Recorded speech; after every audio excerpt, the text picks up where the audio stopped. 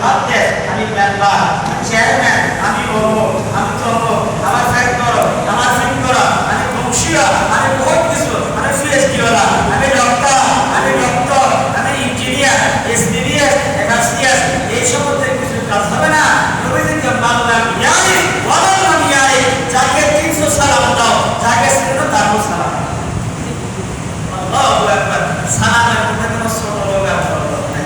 উস্তাদ ছাত্রকে সালাম দিতে পারে, ছাত্র উস্তাদকে সালাম দিতে পারে, আব্বা সন্তানকে দিবে, সন্তান বাবাকে দিবে, স্বামী স্ত্রীকে দিবে, স্ত্রী স্বামীকে দিবে, মায়ের শ্রমিককে দিবে, শ্রমিক বাড়িকে দিবে। সবাই জন্য শান্তির দরকার, ঠিক কি ভাই? আমার মন বলতে আছে তাম দুনিয়া অশান্তির এক বেড়াদের আনন্দ আজকে আমাদের কাছে সালামের সিস্টেমটা বন্ধ হয়ে গেছে। সালাম কি হবে? সালামের সওয়াব পাইতে হলে সালামের বাক্যটা মন্ত্রটা সবার উচ্চারণ করতে হবে। হাতের মধ্যে কোনো মুখ নাই, আছে কি? আমি দূর থেকে ইশারা দিলাম, মানে আমি সালাম দিছি, যদিও ইশারা দিলাম সালাম দিছি, কিন্তু সবাই আমি বলে দিয়ে আসসালামু আলাইকুম, তাহলে আপনি সওয়াবটা পাবেন। আর ইশারা দিলে হবে না, ইশারা দিলে কি হবে না? আল্লাহর হাবিব বলেন ইন্না আওয়ালান নাসা বাদা বিসসালাম, আল্লাহর কাছে আল্লাহ বেহত উত্তম যে ব্যক্তি আগে সালাম করে, যে ব্যক্তি কি করে আগে সালাম করে। আল্লাহু আকবার। সালামুন কাওলান মির রাব্বির রহিম।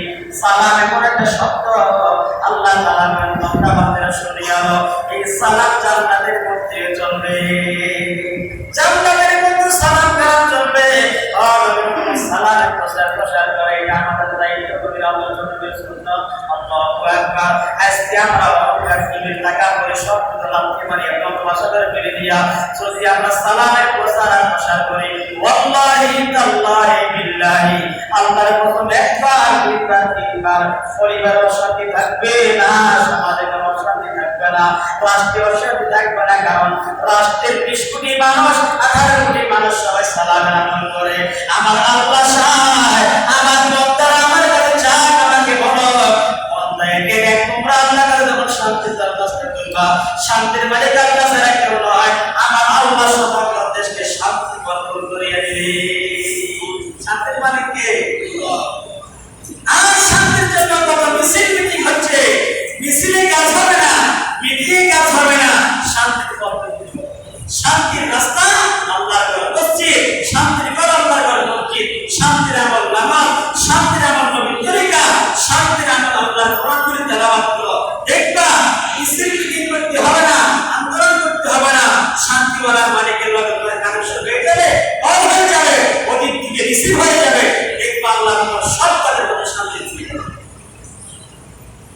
শান্তির মালিক আল্লাহ ছাড়া আর তো কেউ নয়, শান্তির মালিক আল্লাহ ছাড়া আর তো কেউ নয়।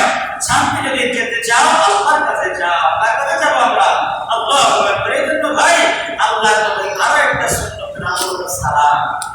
সালাম হলো দামি আমল, বড় গুরুত্বপূর্ণ একটি আমলের নাম।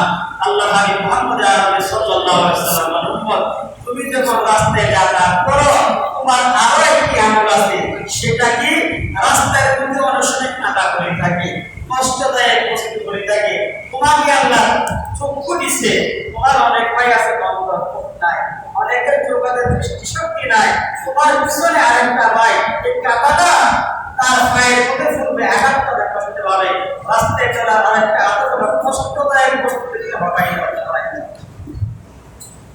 ছোট্ট ছোট্ট আমল রাসূলুল্লাহ সাল্লাল্লাহু আলাইহি ওয়াসাল্লাম আগে বলছিলাম, আল ঈমানু বিদরু ওয়া সাবুনা শুরবাতা, ঈমানের 70 থেকে 77টা শাখা আছে। ওই সব 77 শাখার মধ্যে প্রথম শাখা কি? লা ইলাহা ইল্লাল্লাহ, প্রথম শাখা হলো কালিমা। আর 3 নম্বর শাখা কি? ওয়াদানাহা ঈমানাতুল আযানিত তরিক, রাস্তা থেকে কষ্টদায়ক বস্তুকে সরাই দাও, বানাই দাও। ওয়াল হায়াউ শুরবাতুল মিনাল ঈমান, এরপরে আল্লাহর হাবিব লজ্জা শরম